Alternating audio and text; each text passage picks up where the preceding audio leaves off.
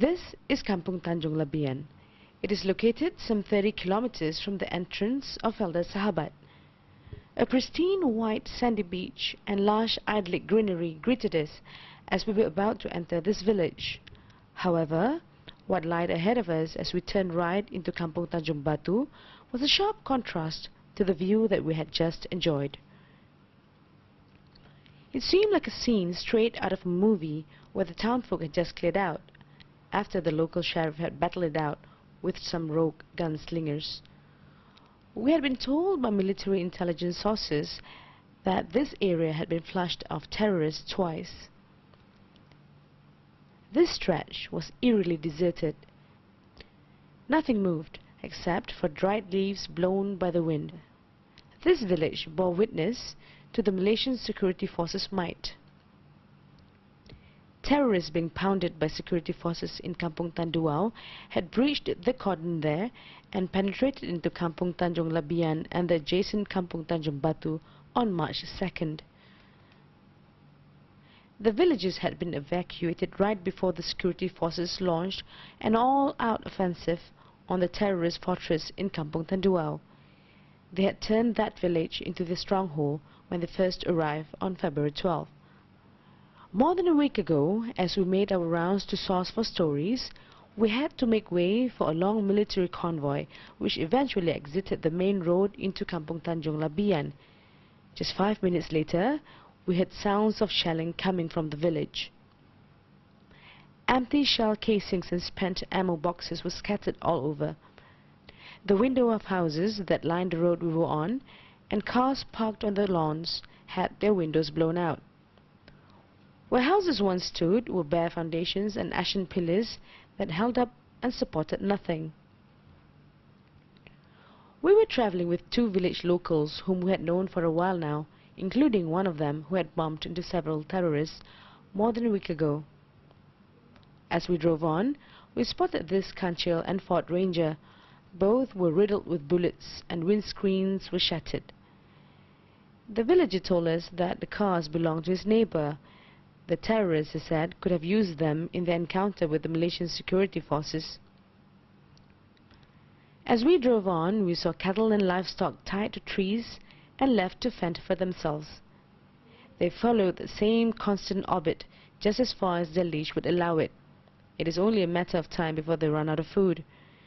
The patch of land they were on was devoid of grass and vegetation, grazed to extinction in the days following the clash.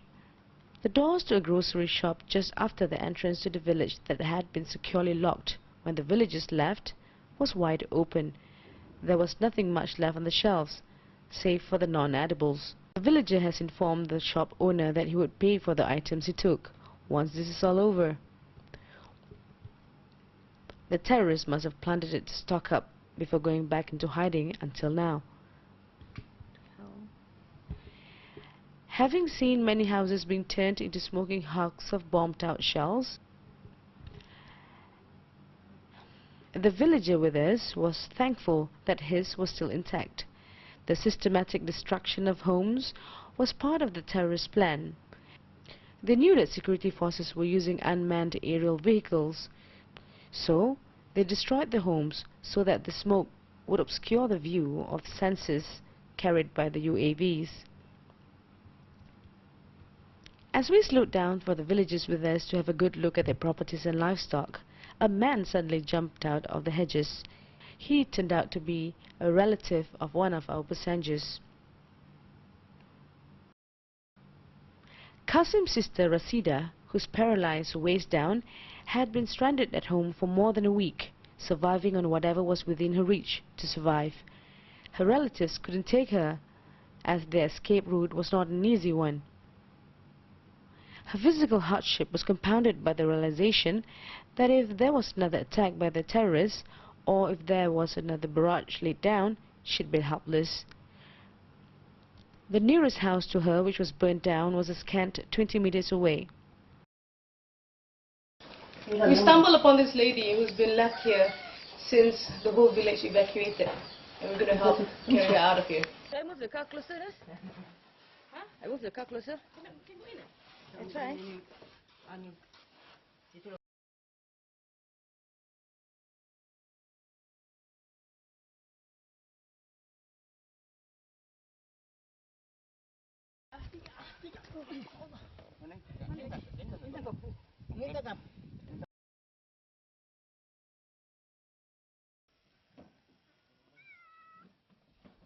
When we brought Rasida to her family's house near the Felda Harapan evacuation center, her family, who spotted her in our truck, started wailing and came out running. They had given up on her for dead.